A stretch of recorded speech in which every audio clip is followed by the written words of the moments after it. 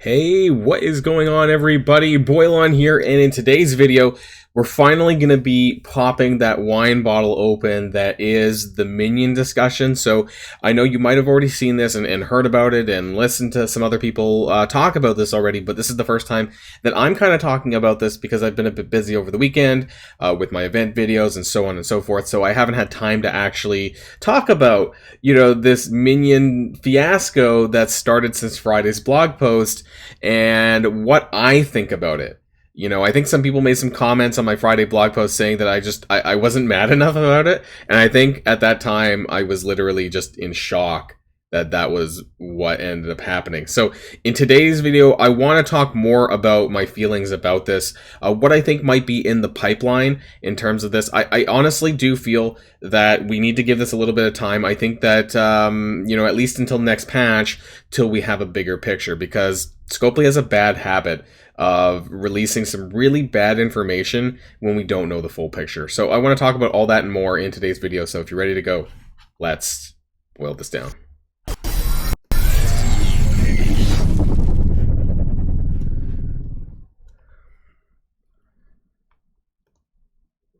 Yeah. And so if you have no idea what I'm talking about, well, you didn't read the Friday blog post. So that's what we're here to do. We're not reading. We're not reading the entire blog post, but specifically, this section where they talked about the Death Scourge with Archangel and the related information regarding the minions. So I've opened this up here, and what I find very peculiar. Well, there's a couple things, right? I mean, obviously that you need the minions all the way through. No questions, even on difficulty 1, right? So the even low-level players can't get around this. And the fact that it's on nodes 1 and 2 means everyone has to do it. Whether you like to or not, there's no getting around it because you have to do it. Nodes 3 and 4 being hero is pretty broad, actually. You can use pretty much anyone, including the Eternals, and just blow things out of the water. And then nodes 5 and 6 actually... 5 is heroes actually up to difficulty 5, and then that's when the traits come in with BA Wakandan, and then BA Wakandan again on nodes 10. I think we need to have a wider discussion actually about this from D6 onwards about non-legendary mutants, but that's not going to be in today's video. We're going to be talking about that at another time because it sucks, and a lot of the mutant teams, with the exception of a few, like X-Force and X-Factor, off the top of my head, don't have... Everyone else has a legendary mutant. There's 5 or 6 legendary mutants. And then there's going to be Archangel, of course, for the Deathseed team, who are also mutants, which actually 2 legendaries because of Magneto, that, you're not going to be able to use for this. So they're not going to be able to use it well. Deathseed's definitely off the table because there's 2 legendaries in there. So, but what I find most compelling and interesting, and from what I've heard from other people, I don't know if anyone really picked up on this, that the minions are shaded, right? They're not white like the rest of these other tags are. They're shaded or highlighted or whatever. And why does that matter? Well, because Bionic Avengers and Wakandans are also shaded and highlighted. So to me, that means it suggests to me that this was always the plan. Minions were always the plan, and that they were of equivalent value to Bionic Avengers and Wakandans because they're the ones that are pointed out here. So this was specific to the Death Scourge, that they were going to make harder than any of the other previous Scourges because this is the final Scourge. It's also a raid team. The Deathseed, the Archangel is the raid team, the mutant raid team that we've been basically asking for almost as long as we were asking for a tech raid team. So because Astonishing X-Men are just super old, and so now they're really amping up what we're required to do for this event with building minions. And this asks a few questions, and that's why for that, there are the Scourges related to this. We'll talk about this in a little bit, because I do have this. We're going to be breaking this down in another video as well. This is my Death Scourge tier list. It's not 100% complete, but I have added, I've kind of gone from the lowest points to the highest points. I put in the new ones, and we're going to take a look at this after we discuss the minions themselves. And so I have 3 things that I want to talk about. There's 3 possibilities, I think, that could happen with this. 1, there's a new minion character. I know that sounds very weird, and it would have to be before January, before Archangel comes out, As far as the release schedule goes, we know that Dark Beast is coming pretty soon, if not already by the time of the release of this video. And then we have the patch, which is going to be next week. Presumably, I'm expecting the patch to be Tuesday or Wednesday next week. So that's the 29th or 30th of November. And that gives about a month before I'm expecting Archangel to be the first week of January. I really hope that's the case because I don't want them to release this while they're away for holidays, and I don't want to be concerned about this during the holidays as well, I think. And so that gives time for the final member of Death Seed to come out before Archangel, and then possibly 1 or 2 more characters before that event as well, that they could break this up. So there could be a crazy power crept minion, or no, sorry, not power crept, power creep minion that comes out to the game to reinforce what we already have. Could be a team affiliated rework, could not be, could just be a standalone, I don't know, could be like a sentinel, or it could be a super soldier, minion, who knows, right? And that's why I'm thinking that could happen. Maybe. That's one of the 3 possibilities that I have. Now, the second one is, well, what a lot of people have been talking about, but I just don't think the likelihood of it is very high. People have been talking about an A.I.M rework. I don't know why I clicked on A.I.M Assaulter, but people have been talking about an A.I.M rework. And honestly, I'm not super convinced. Some of the arguments I've been hearing as to why this might happen is that MODOK, I guess, is going to be in Quantumania. I must have missed that part in the trailer because I don't know where he appears. Maybe I wasn't paying attention, but that's regardless. That movie's in February-ish, so if this were to happen, I would expect it to be in the patch after, which would be 6.8, maybe at that point, and so I wouldn't see it coming right away. And here is the second part of that, is that MODOK's not a minion, so why does it matter? All that would mean is that there would be some rework to the A.I.M team, and not to the full A.I.M team. I want to put this into perspective that we already have Scientist Supreme, Graviton, and then if MODOK came to the game, presumably those 3 would be together, and therefore you would choose 2 of the minions. Would they rework all of the minions? I don't think so. I think that's a lot of work. So I think that they would probably pigeonhole in a few minions, 2 or 3 of them, to be on that team, and then they would just touch those ones rather than the full team, because there's 5 of them. And the problem, though, is that they still don't function very well without their leaders. The majority of the minions don't really function that well without their leaders, frankly. So characters like A.I.M Security, for example, can't do the transferring of the debuffs when he gets hit, or when I think it's a she, actually, when she gets hit. So on attack, if Scientist Supreme is an ally, right? So if you don't have Scientist Supreme, or hypothetically MODOK, right, if that got changed, then they don't function as they would normally. And that's a huge part of the A.I.M kit, is having Scientist Supreme on the field at the very least.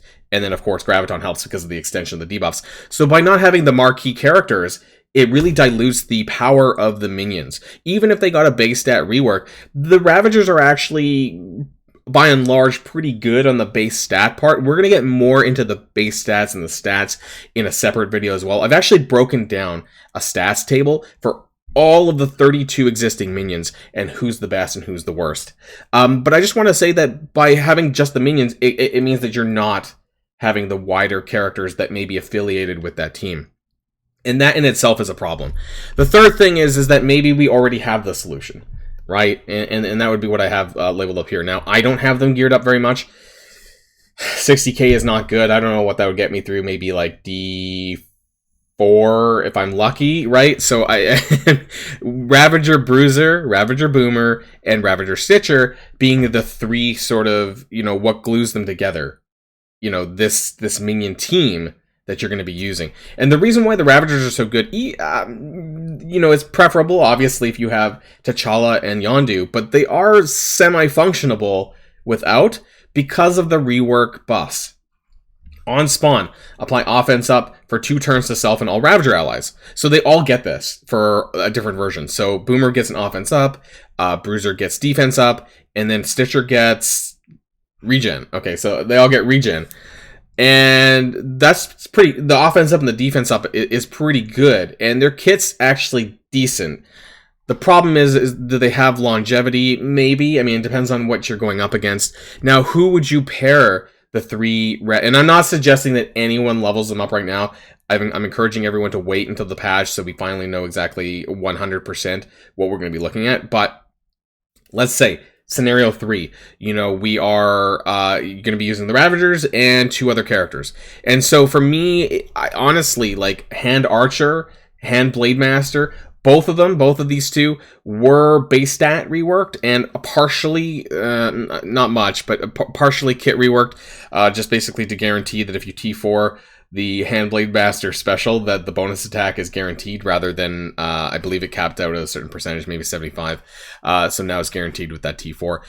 Blade Master actually got a significant rework in terms of the base stats, and so did Hand Archer alongside the Underworld rework with Nobu. They didn't really have a huge kit rework at all, but as far as base stats go, these are the top 5 characters here on the board. Now, alternatively, A.I.M Researcher, not a character that I typically would use, but as far as sustainability or sustaining the team, the heal is valid since the A.I.M rework without Scientist Supreme, and also does not trigger negative stats effects like it used to in the past. I'm pretty sure pre-A.I.M rework,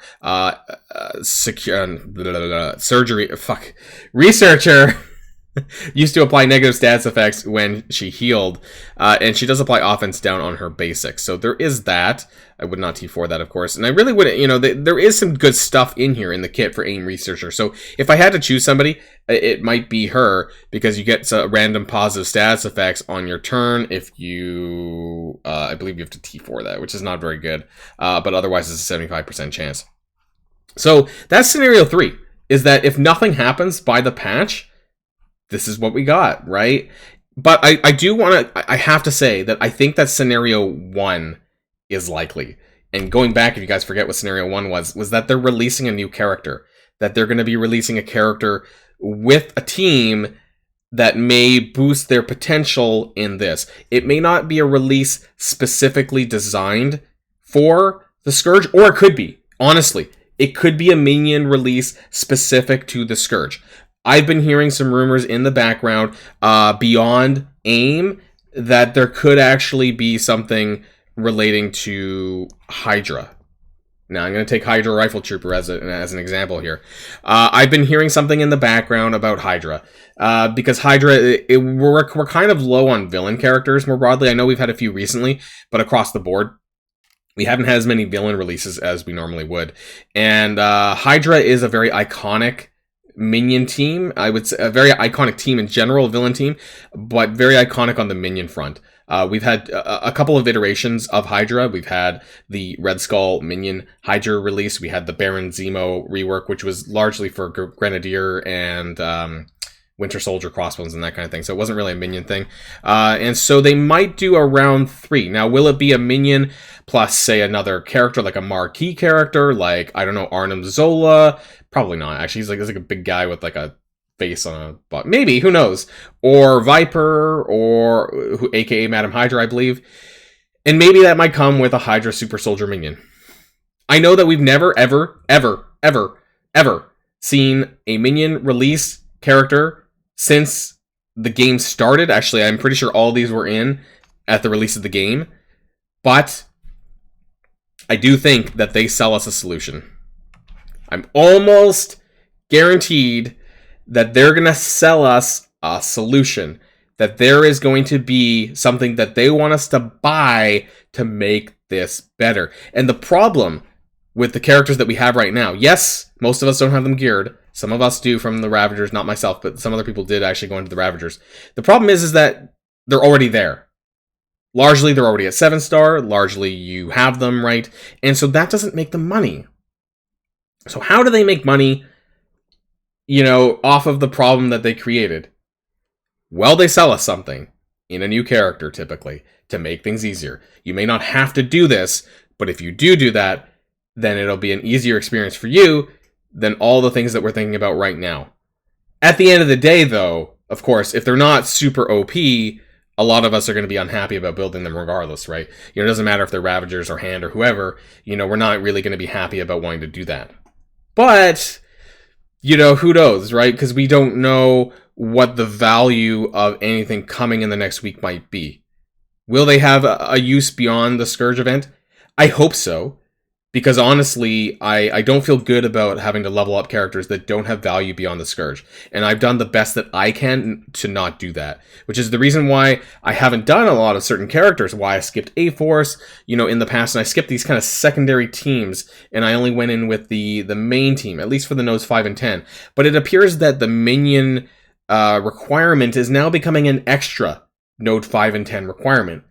It's like node 1 and 2 and 5 and 10. It's like 4 nodes that are being required to build a certain set of characters beyond what we have done in the past, making Archangel one of the hardest Scourges coming up. And because maybe they thought that this was too easy, that too many people were getting 5 and 6 star 5 and 6 star Rogues and Red Hulk, and they need to make this a bit more difficult and challenging for us before we get to Apocalypse. Don't know, but let me know in the comments down below your thoughts. Do you think that we're gonna get a new character? Do you think that we're gonna get a rework? I personally, and I need to touch on this now. I can't believe I forgot to say it. The reason why I don't think that MODOK is gonna happen, I thought I said it, but apparently I didn't, is because he's not a bipedal character.